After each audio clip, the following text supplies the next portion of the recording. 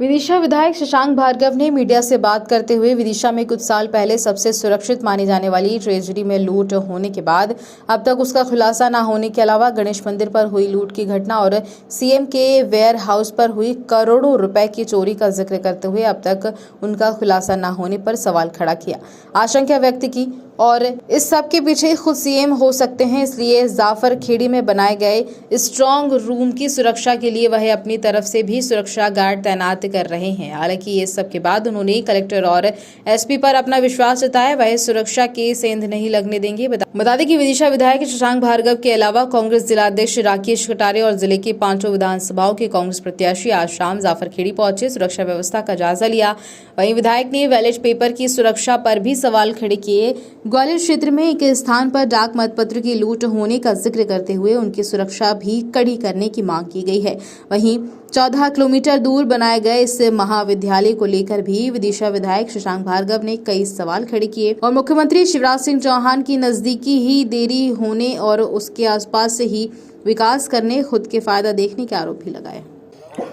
BJP सत्ता में है और सत्ता पक्ष के अधिकारी होते हैं, इसलिए उन्हें बेफिक्री है, लेकिन हम विपक्ष में इसलिए बार बार इंस्पेक्शन करने आते हैं।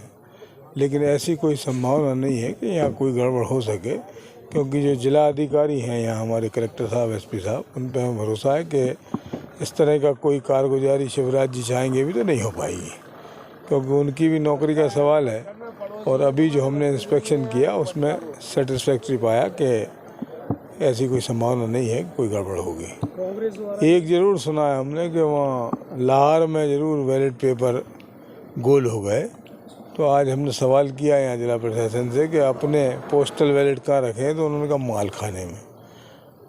उसकी सुरक्षा की व्यवस्था भी और कड़ी करा दें, ये हमने कहा है, क्योंकि माल खाने ही लुट गया था, आपको याद हो तो एक बार ये महल लुट गया था, ये डेयरी है शिवराज जी के पीछे 250 करोड़ की चोरी हुई थी जब सरकार बनी थी, आज तक मालूम नहीं कौन ले गया, इसलिए थोड़ा सा हमको बार बार देखने आना पड़ रहा है। विदिशा शहर से 14 किलोमीटर दूर स्ट्रांग रूम बनाया गया है, जबकि विदिशा शहर में मुख्यालय पर ही बहुत सारे स्थान चिन्हित थे पहले की तरह। इस पर वो आप ये एरिया में शिवराज जी चाहते हैं कि मेरा एकाधिकार हो जाए, जितनी ज़मीनें हैं कहीं ना कहीं उनकी हिस्सेदारी है इसमें। और यहाँ ये कॉलेज हमने भाटनी में स्वीकृत कराया था हमारी सरकार में, वहाँ फाउंडेशन पिलर भी रख गया था, लेकिन सरकार चली गई। तो इस जगह पे क्या आप उचित समझते हो कि लड़कियों का हॉस्टल बने और लड़कियों का कॉलेज बने? ये सिर्फ एक आदमी की जिद और उनके जो हैं लगुआ भगुआ, उनकी जिद की वजह से यहाँ पर आया। कलेक्टर ने मुझे भरोसे में नहीं लिया, जबकि मैं विधायक था, पंकज जैन साहब कलेक्टर थे। हाँ साहब नहीं हो रहा, और इसके बाद जब फाउंडेशन पर रख गया, काम शुरू हो गया कि साहब वो ऊपर से आदेश आ गया था। तो इस तरह की बेईमानी उस कलेक्टर ने भी की। और शिवराज जी तो पैतृक की मतलब जो है वो जानते हो आप, इसलिए कोई बात नहीं है। 5 एकड़ वाले किसान के पास आज 2500 एकड़ ज़मीन तो विदिशा में ही है।